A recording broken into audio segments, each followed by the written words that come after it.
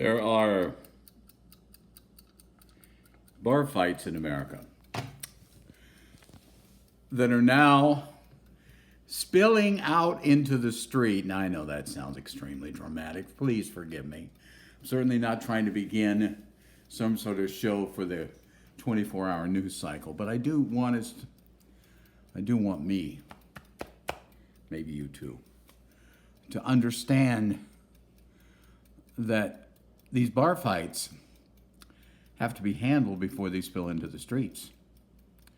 Once they spill into the streets, then we're discussing all sorts of different situations for violence and volatile activity.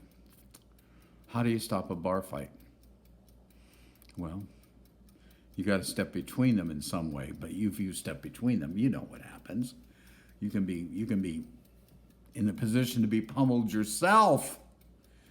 So you have to kind of push something between them, something other than your body, other than your soul, to get them to stop fighting long enough so they can regain their head. I firmly believe that if America has a chance to regain its mind and its heart and its soul, that we're going to be able to work out a lot of problems that now seem insurmountable.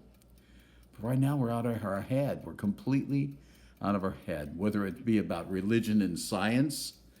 You know, we got this battle going on between Moses from the book of Genesis and Darwin from the theory of evolution.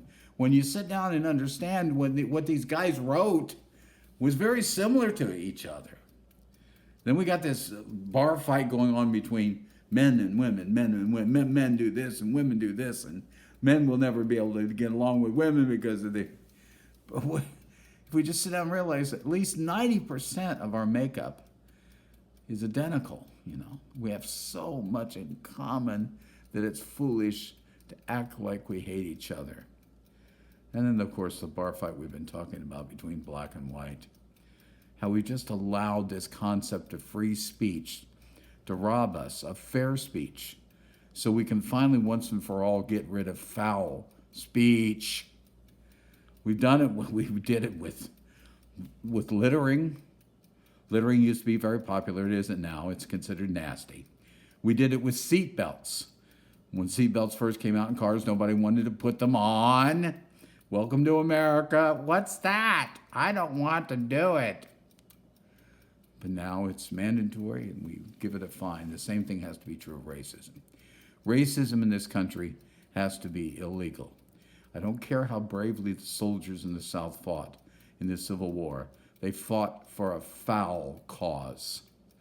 And when we all find ourselves in that position where we've been defending or fighting for something that's foul, we need to take stock of ourselves and say, this needs to be forgotten and never thought of again. It's not taking away anything from the Confederate soldiers who died, not taking away anything from their lives. It's realizing that if they rose up today and understood what they understand about our society, they'd say, please do not continue to revere something that was trying to rob human beings of their liberty. That's what we would do. Racism needs to become illegal in this country. Well, happy Father's Day to all of you, and we'll continue this tomorrow.